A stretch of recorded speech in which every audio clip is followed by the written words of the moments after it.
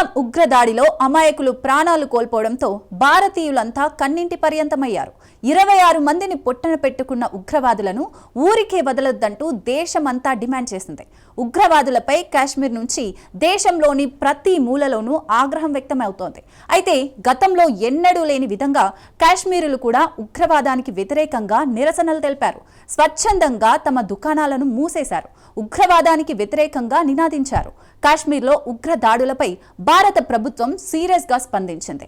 ప్రతీకారం తీర్చుకుంటామంటూ ప్రతిజ్ఞ చేసింది. నిన్న మొన్నటి వరకు ప్రశాంతంగా ఉన్న కాశ్మీర్ ఇప్పుడు ఎలా ఉంది? ఉగ్రవాదులపై ప్రభుత్వం ఎలాంటి యాక్షన్ తీసుకోబోతుంది? Watch the story. కశ్మీర్ను కుదిపేసిన ఘోర ఉగ్రదాడి. ఉగ్రవాదుల కోసం భద్రతా దళాల వేట. జమ్మూ కశ్మీర్లో నెక్స్ట్ ఏం జరగబోతోంది? 48 గంటలు గడిచిన జమ్మూ కశ్మీర్లో పరిస్థితులు ఉద్రిక్తంగానే ఉన్నాయి. పహల్గాంలో పర్యాటకులపై ఉగ్రదాడి చేసిన రాక్షసులు ఇంకా పరారీలోనే ఉన్నారు. ఉగ్ర ఘటనపై జమ్మూ కశ్మీర్ నుంచి ప్రతి మూలలోనూ ఆగ్రహం వెల్లువెత్తింది. అమాయకుల మృత్యుపై దేశం కన్నీటి పర్యంతమైంది.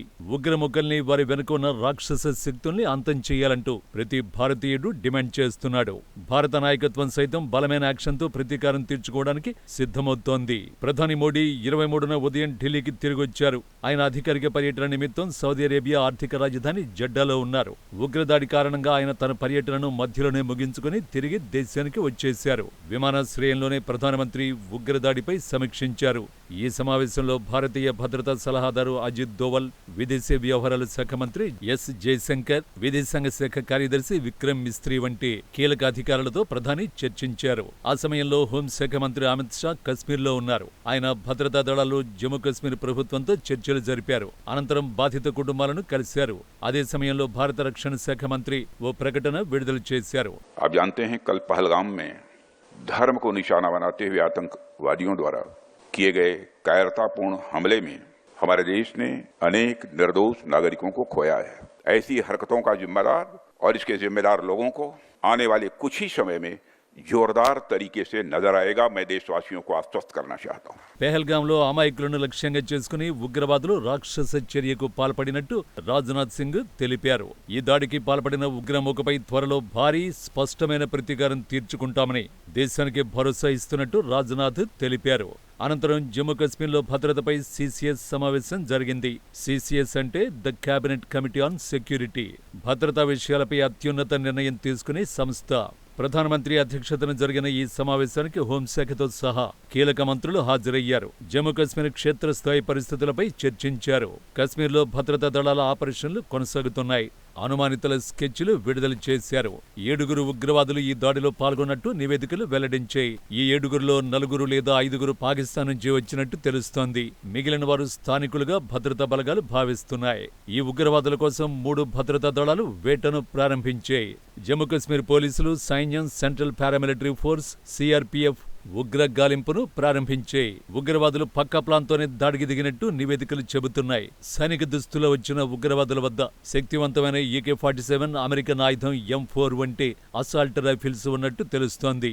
పర్యాటకులపై సుమారు 50 నుంచి 70 తోటాలు పేల్చారు. ఈ ఘటనను మొత్తం చిత్రీకరించారు. ఉగ్రవాదుల వద్ద బాడీ కెమెరాలున్నాయి. టెర్రరిస్టు ముక్కల తీరు చూస్తుంటే అమాయకుల్ని చంపడానికి వచ్చినట్టు లేదు. ప్రపంచం దృష్టిని ఆకర్షించడానికి, భారత్ను షాక్కు గురి చేయడానికే ఉగ్రవాదులు ప్లాన్ చేసినట్టు స్పష్టంగా తెలుస్తోంది. ఎదుగుతున్న భారత్ను అడ్డుకోవడానికే ఈ ఎత్తుగడ వేశారు. భారత ప్రభుత్వాన్ని ఇబ్బంది పెట్టేందుకు యత్నించారు. ప్రత్యేకించి ఉన్నత స్థాయి విదేశీ నాయకుల పర్యటనలు జరుగుతున్నప్పుడే దాడి చేయాలని వ్యూహంగా పెట్టుకున్నారు. పెహల్గాం టెర్రర్ అటాక్ సమయంలో అమెరికా ఉపాధ్యక్షుడు జెడి వాన్స్ భారత్లో పర్యటిస్తున్నాడు. భారత్తో అమెరికా సంబంధాలు మరింత బలపడుతున్నట్టు వాన్స్ ప్రశంసించారు. అంతర్జాతీయ వేదికపై భారత్ ఎదుగుతున్న తీరును అమెరికా ఉపాధ్యక్షుడు వాన్స్ హైలైట్ చేశారు.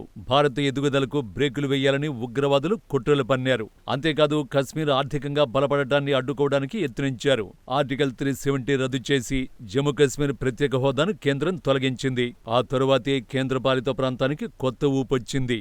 పర్యాటకం భారీగా పెరిగింది. కశ్మీర్లో వ్యాపారాలు జోరందుకున్నాయి.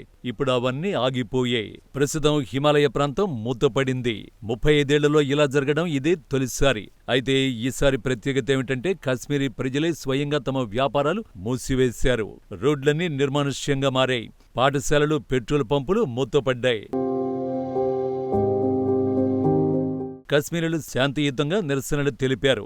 ఉగ్రదాడులకు వ్యతిరేకంగా నినదించారు. శాంతిని కోరుకుంటున్నట్టు నిరసనల్లో తెలిపారు. స్థానిక రాజకీయ నాయకులతో కలిసి పెద్ద సంఖ్యలో నిరసనల్లో పాల్గొన్నారు. కానీ జమ్మూ కశ్మీర్లో ప్రశాంతత పునరుద్ధరణకు కొంత సమయం పడుతుంది. ఇప్పుడు కేంద్రపాలిత ప్రాంతం అంతటా భద్రతను కట్టుదిట్టం చేశారు. సున్నితమైన ప్రదేశాల్లో భారీగా పహారా కోసం భద్రతా దళాలను మోహరించారు. ప్రధానంగా కీలకమైన ప్రదేశాలు, పర్యాటక కేంద్రాలు, మౌలిక సదుపాయాలకు భద్రతా బలగాలు రక్షణ కల్పిస్తున్నాయి. శ్రీనగర్ అంతటా చెక్ పోస్టులు ఏర్పాటయ్యాయి. ఈ నగరం జమ్మూ కశ్మీర్ వేసవి రాజధాని. నగరంలో తనిఖీలను ముమ్మరం చేశారు. రోడ్లపై వాహనాలను భద్రతా బలగాలు నిలిపేస్తున్నాయి. పాదచారుల్ని కూడా తనిఖీ చేస్తున్నారు. వేలాది మంది పర్యాటకులు గందరగోళంలో చిక్కుకున్నారు. వారిలో చాలా మంది కశ్మీర్ నుంచి వెళ్లిపోయేందుకు యత్నిస్తున్నారు. కానీ రోడ్డు మార్గాలు బ్లాక్ అయ్యాయి. ముఖ్యంగా శ్రీనగర్ జమ్మూ హైవే మూతపడింది. ఈ జాతీయ రహదారి కశ్మీర్కు జీవనాధారం. ఈ మార్గమే కశ్మీర్ను దేశంలోని ఇతర ప్రాంతాలను కలిపే ఏకైక రహదారి. ఇటీవల కురుస్తున్న వర్షాలకు వరదలు పోటెత్తాయి. పలు ప్రాంతాల్లో కొండ చర్యలు విరిగిపడ్డాయి. దీంతో శ్రీనగర్ జమ్మూ హైవేపై రోడ్లపై రాళ్లు, మట్టి పేరుకుపోయాయి. కొండ చర్యల్ని తొలగించే పనులు కొనసాగుతున్నాయి. తాత్కాలికంగా వన్ వే మార్గాన్ని తెరిచారు.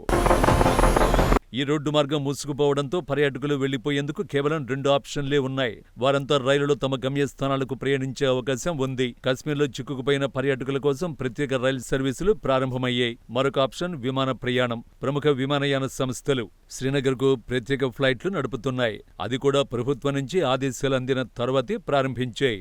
అయితే ఉగ్రవాదుల దాడితో పర్యాటకులు భయాందోళనలు నెలకొన్నాయి.